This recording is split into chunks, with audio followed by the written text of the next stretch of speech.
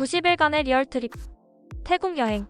달빛 아래 치앙마이 크렁메카를 걷다. 크렁메카 밤 산책.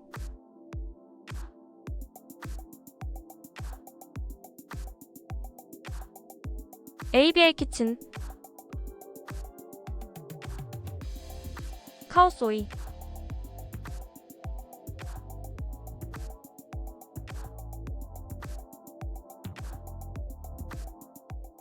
치앙마이 여행 1차, 태국 여행 26일차.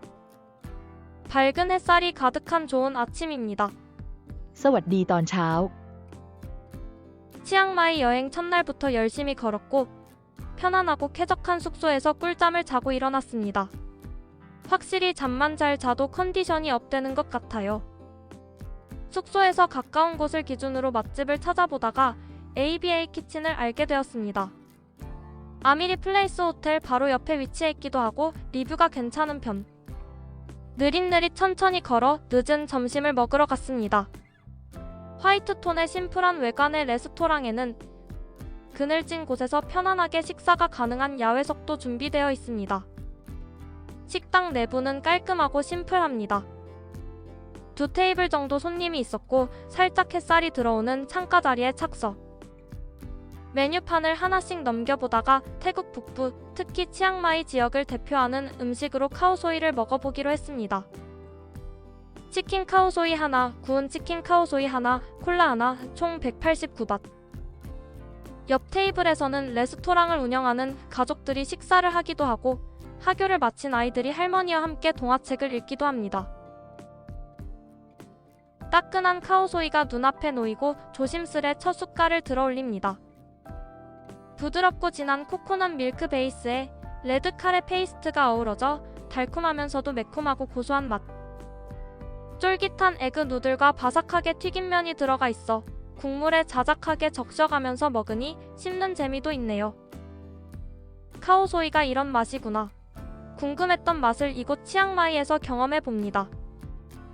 그리고 ABA 빌리지라는 호텔도 운영하고 있고 작은 수영장도 있답니다.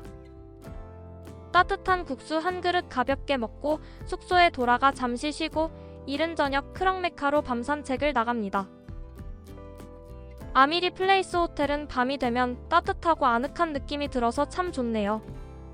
숙소에서 가까운 곳에 있는 크렁메카를 가보려고 합니다. 아미리 플레이스 호텔 투 크렁메카 700m 도보 10분 이동. 숙소 앞 우측 큰 도로를 따라 구글맵이 알려주는 대로 가보기로 합니다. 스트리트 푸드 오픈. 약국과 다양한 물건을 판매하는 마켓이 있네요.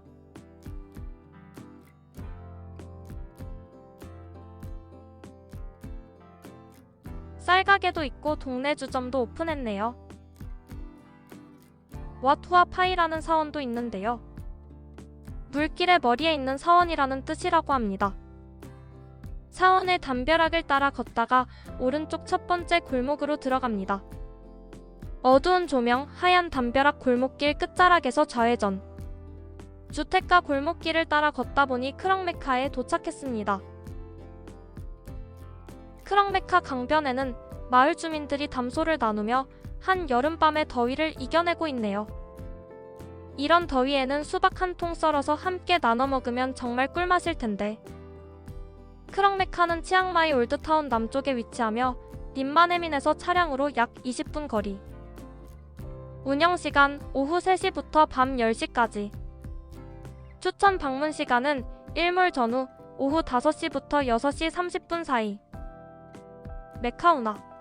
메카우나는 약 700년 전 치앙마이를 건국한 맥나이 왕이 도시를 설계할 때 중요한 수로로 선택한 곳이라고 합니다. 이 운하는 원래 도시 외곽의 해자 역할을 하며 홍수 방지와 배수 기능을 담당했고 물은 메카를 통해 핀강으로 흘러갑니다. 시간이 지나면서 도시화가 진행되었고 메카 운하는 오염된 하수로로 전락되고 방치되었다고 합니다.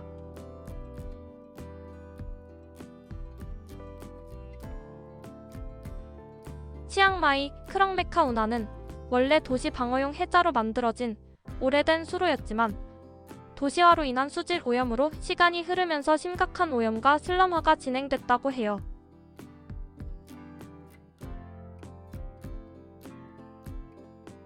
한때는 마실 수 있을 정도로 깨끗했던 물이 도시개발과 쓰레기 투기로 인해 악취가 나는 오염된 수로로 변했다고 합니다.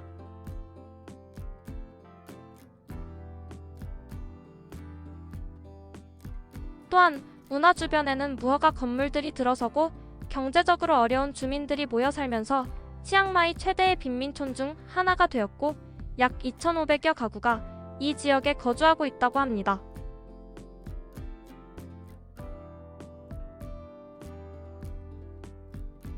최근 몇 년간 치앙마이 시청과 지역 커뮤니티가 협력해 메카 운하를 복원하고 정화하는 프로젝트를 진행했다고 합니다.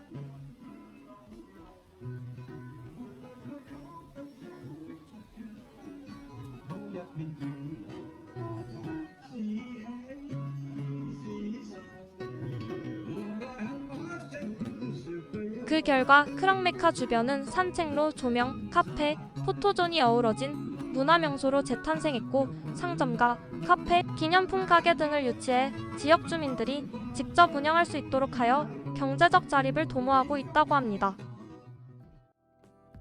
크랑메카 가까운 곳에 편의점이 있어서 태국 최애 음식 중에 하나인 BBQ 치킨 구입하러 갑니다. 솔드아웃 되는 날이 많아서 편의점이 보이면 무조건 들어가서 BBQ 치킨이 있는지 확인하는 게 습관이 되었답니다. 태국에서 지내는 동안 숙소에서 먹는 음식이 대동소이. 주 메뉴는 랭셈 라면, 무빙 앤 찰밥 도시락, BBQ 치킨, 망고 수박. 이 정도면 괜찮은 한 끼 식사죠.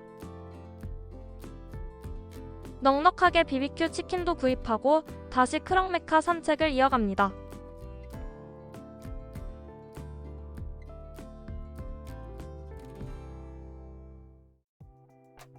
크랑메카는 약 1km 구간의 운하를 따라 양쪽으로 산책로가 잘 정비되어 있어요.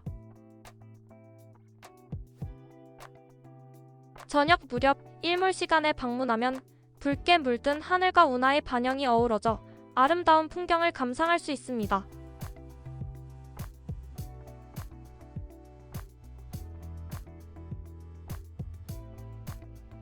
메카라캥 브릿지라는 노란색 다리에서 사진을 찍으면 인생샷을 남기기 좋고 운하를 바라보며 커피를 즐길 수 있는 카페들도 있답니다.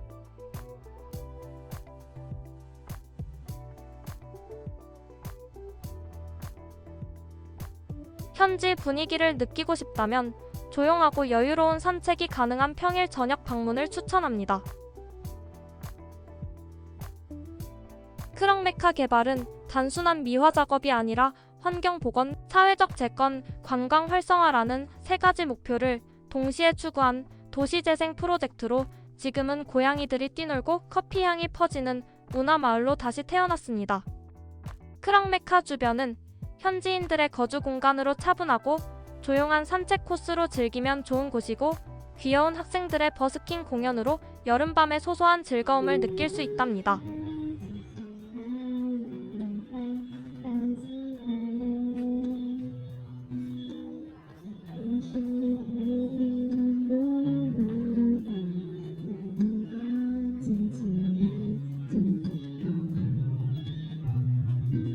크랑메카 하류로 갈수록 물의 흐름이 느려져 좋지 않은 냄새가 나기도 합니다. 크랑메카 출발점에서 하류 방향으로 산책을 하시되 너무 멀리 가지는 마시고 비위가 건넌 작은 다리가 있는 곳까지만 둘러보시길 추천. 평일에는 밤 10시를 전후로 문을 닫는 상점들이 많아서 밤 9시 전에 산책을 마무리하시면 좋을 것 같아요. 태국에서는 어딜 가나 늘어지게 낮잠을 자고 있는 고양이들을 많이 볼 수 있었는데요.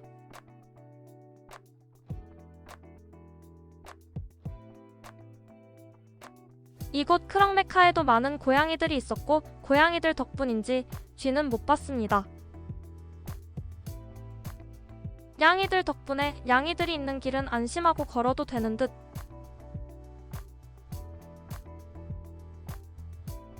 베트남에서는 팔뚝만 한 쥐들이 자주 목격되기도 합니다. 크렁메카 강변 주변에는 예쁜 꽃들이 활짝 피어 있는데요.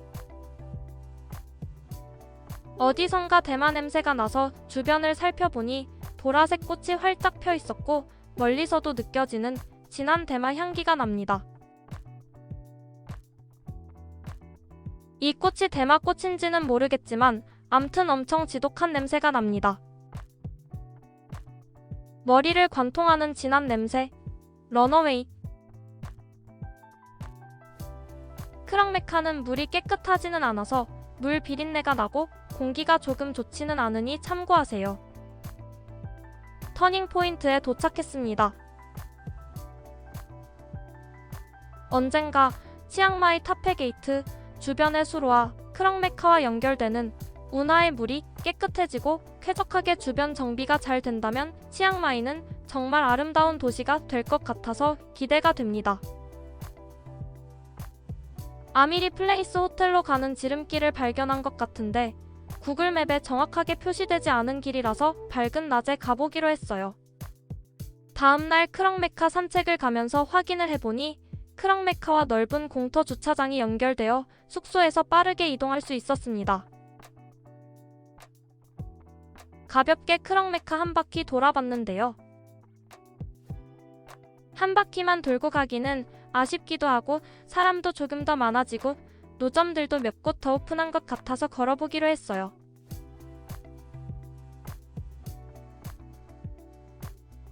귀여운 냥이가 아주 집중해서 무언가를 보고 있네요. 맛있는 향이 솔솔 풍기는 꼬치 가게 앞에는 귀여운 냥이가 더위를 피해 쉬고 있어요. 저 귀여운 자태, 어쩌면 좋을지. 운하로 내려가는 대나무 계단도 있었는데요. 포토존일까요? 크렁메카 산책로에 오고 가는 사람들이 조금 많아지니 산책길이 더 즐거워집니다.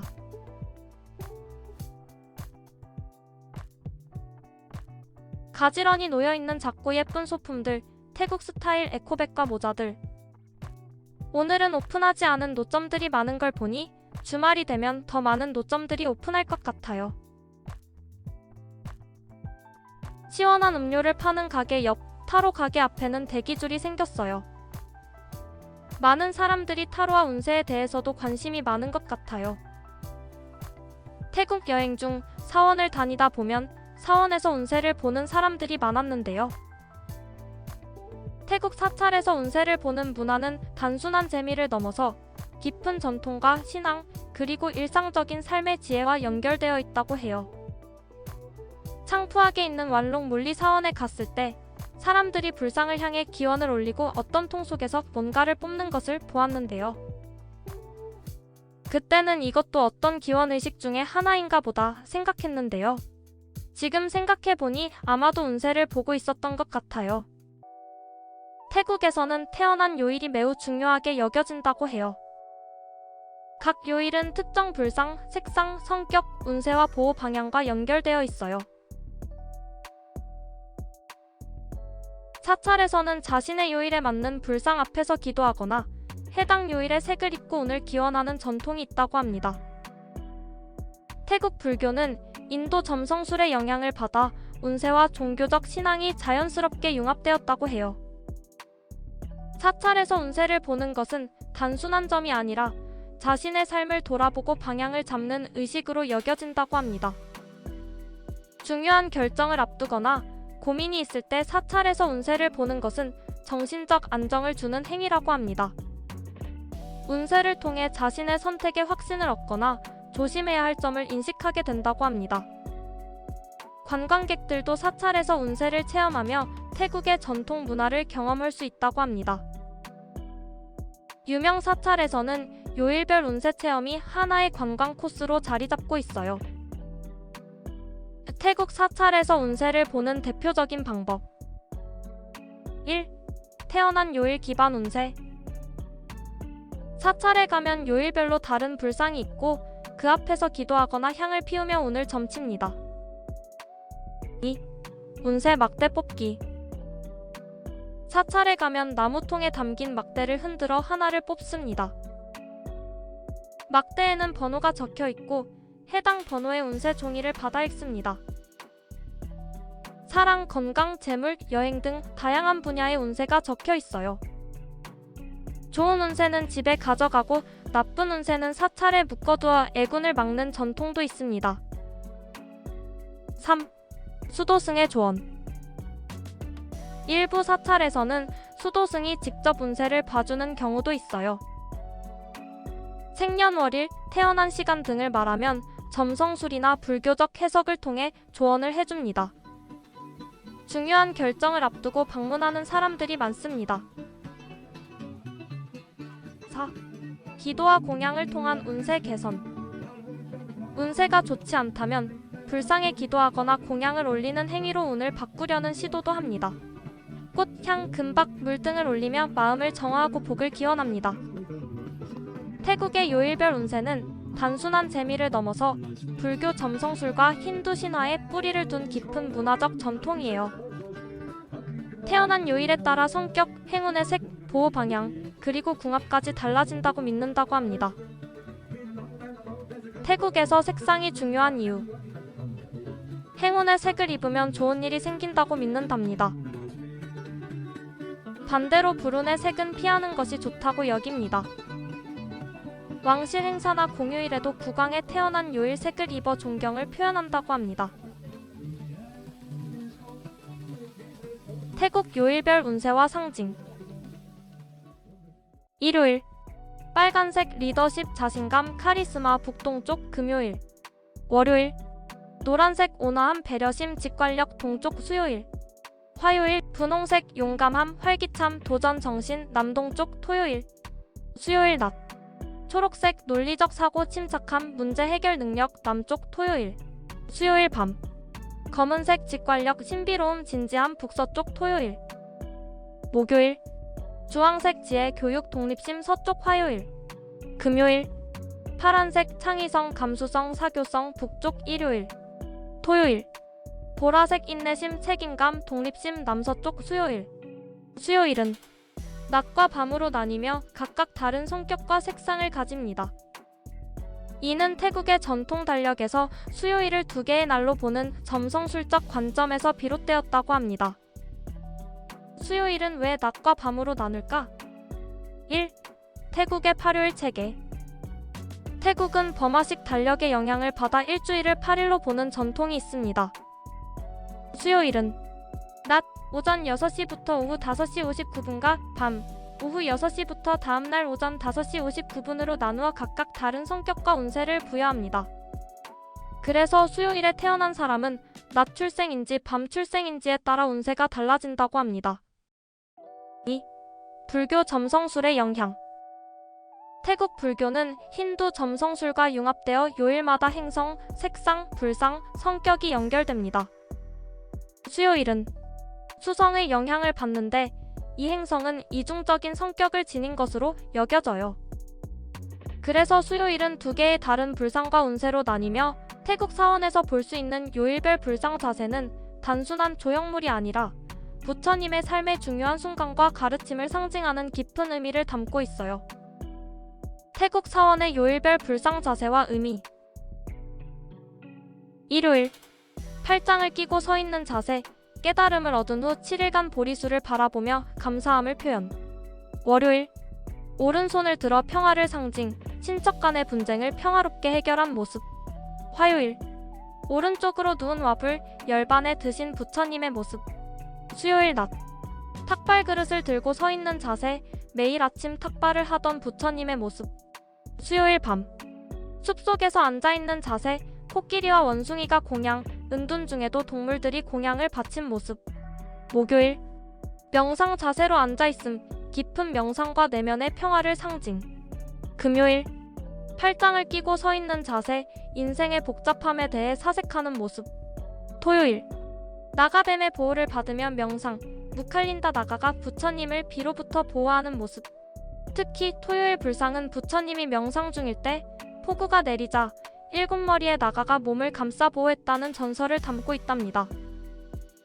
이 불상들은 태국 사찰에서 나란히 8개가 놓여있는 경우가 많고 각 불상 앞에는 시주 그릇이 있어 방문객들이 공양을 올리며 기도합니다.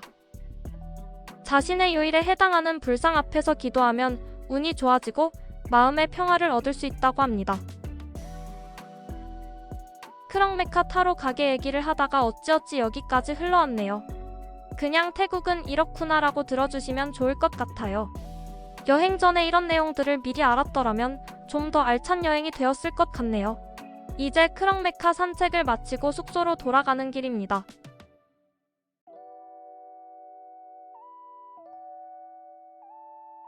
어두운 골목길 구간이 있어서 잠시 휴대폰 플래시를 켜고 걸었습니다.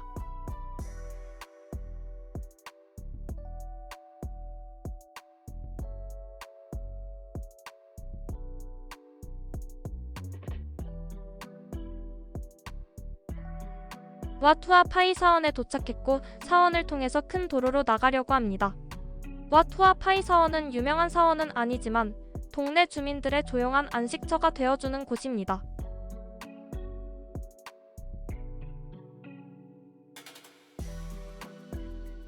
동네 주점, 쌀가게, 동네 마트, 스트리트 푸드 노점상도 문을 닫았네요.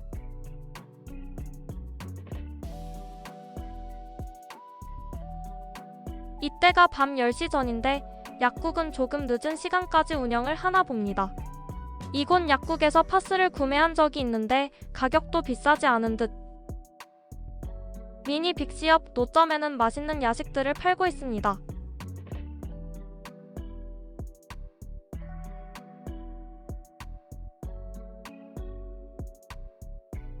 태국에서 하루의 마지막은 항상 편의점이나 마트를 들리게 됩니다. 한 바퀴 돌고 고른 것은 오렌지 주스와 포키, 빼빼로가 더 맛있어요. 치앙마이에서는 시간이 살짝 느리게 흐르는 듯한 기분이 들어요. 그 느긋함 속에 스며든 고요함이 어쩌면 치앙마이만의 잔잔한 매력인지도 모르겠네요. 오늘의 평온했던 순간들이 오래도록 기억될 것 같습니다. 오늘은 창클란의 조용한 밤을 벗삼아 치앙마이 여행 2일차를 마무리합니다. ราตรีสวัสดิ์ค่ะ 내일이 기다려지는 치앙마이 여행. 이번 영상 보시면서 힐링되고 즐거운 시간 보내셨으면 좋겠습니다. 이번 영상이 도움이 되셨다면 구독, 좋아요, 알림. 구독, 좋아요, 알림은 영상 제작에 큰 힘이 됩니다. 태국 여행 에피소드 20편은 크렁메카 낮 산책, 와플하싱, 타페 게이트, 쿤무 무크라타, 떠이 딤섬 영상으로 돌아올게요. 오늘도 반달곰 지구여행과 함께 여행해주셔서 고맙습니다. ดูแลตัวเองด้วยนะ แล้วเจอกัน